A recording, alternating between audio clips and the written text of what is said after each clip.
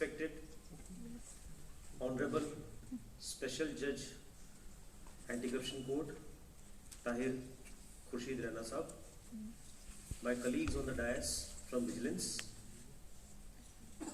my colleagues in the audience from Vigilance, students of various law colleges, the police officers from Jammu district, from police stations, from the field, SDPOs, additional SPs, and SSP Jammu, DIG Jammu, and the friends from media.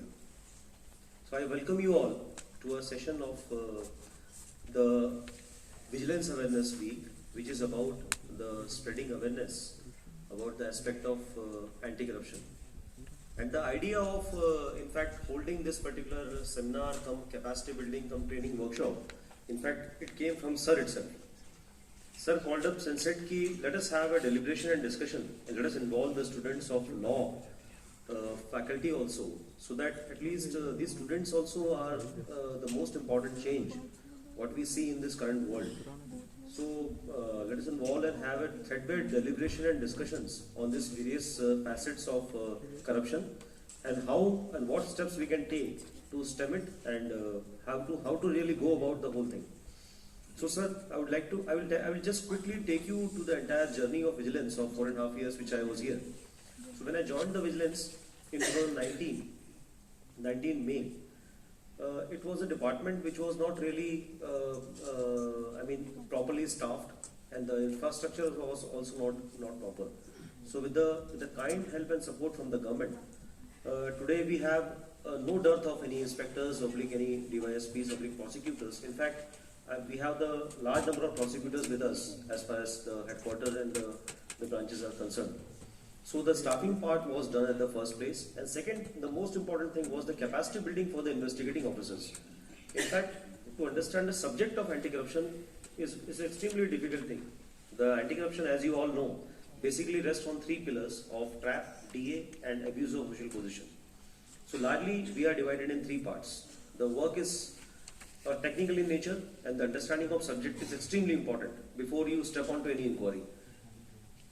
For doing the capacity building, sir, we ensured that at least the amount of effort is put in to get slots from CBI to train the officers first regarding all these three aspects. And sir, it was extremely important change.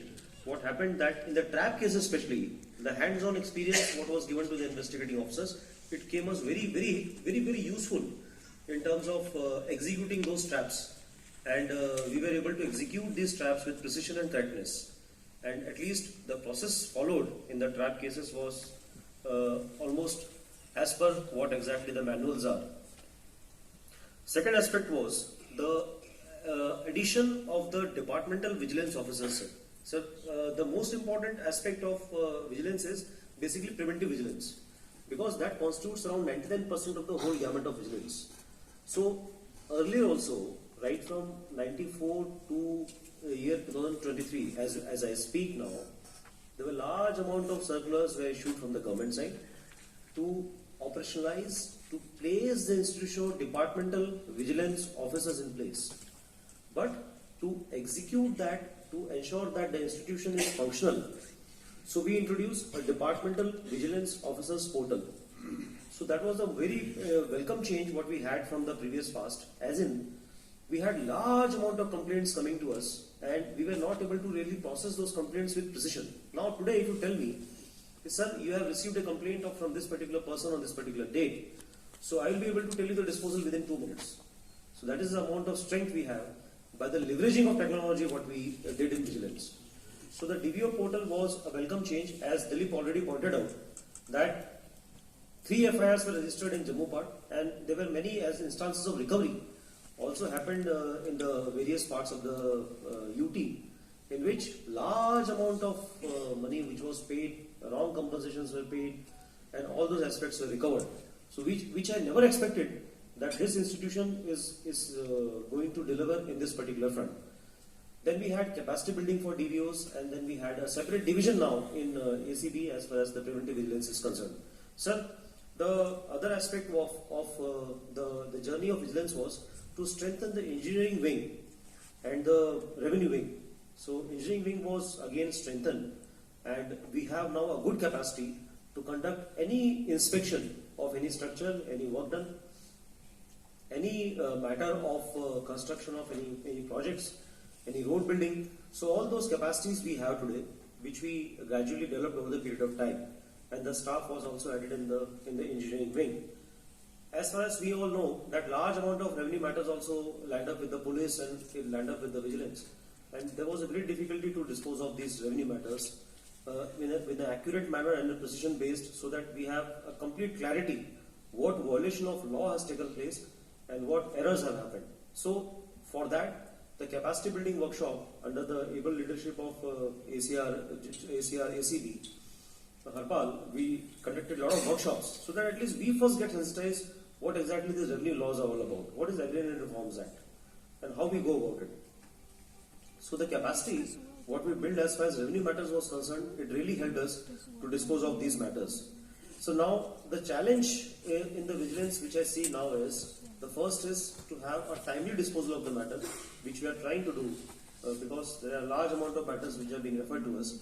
So with the help of DVOs, we are able to cut down that amount of time for the matters to us. If the DVO report is important to us, so we take up the matter after getting the approval from the government. So it has become a seamless and easy process now. As the use of technology was concerned, so the welcome change, what I see in vigilance, which we did at least 2 years, 2.5 years back, which many states are still grappling, is the vigilance clearance portal. So today, 1.2 lakh odd vigilance clearances we have issued in real-time basis of all government servants, what comes to us. Now you have to just generate a form and send it across to GAD, and from the GAD, the vigilance clearance is received within a very short period of time. So sir, this was an automated process which we initiated. We revamped the databases, and this particular portion, which was taking a lot of time and energy, right from me to the lowest of the staff working in ACB, now it has got automated and it has saved a lot of time to us. So with these changes, sir, but the challenges as far as the anti-corruption work is concerned, they are many. The battle is a constant. It is an ongoing battle against corruption, and it still continues. With all the effort what ACB staff has made over the period of time, still we have covered certain degree of way.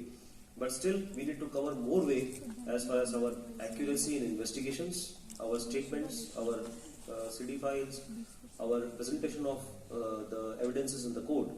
That area also need a concern, because we should be able to secure convictions from various courts which are there. Eventually, that is the final aim of the effort which we have made over the years. So a special focus is also being laid upon that, and a court case monitoring portal which we did in 2019, sir, it has helped us to at least get a data of the real-time cases which are under trial in various courts. So at least we are able to properly present the evidences, ensure that the witnesses that turn up in the courts were in time. But because of the COVID in 20 and 21, there was a great difficulty, but now we are back on track, and we will make all the efforts to ensure that the aspect of the prosecution which happens in the court also is flawless as we conduct the investigation, and we keep on doing the same. But sir, with all these words, I again thank you for wasting your time for this occasion, and we hope that this workshop will help all the investigators here, especially I call them investigators, not as the police officers, because we are all investigators and we investigate things. So I welcome you all to this workshop. Please utilize your time and pay attention to the workshop, because it's an important workshop being held, and it will help you to achieve certain degree of success in your profession also. Thank you very much, sir. Thank you.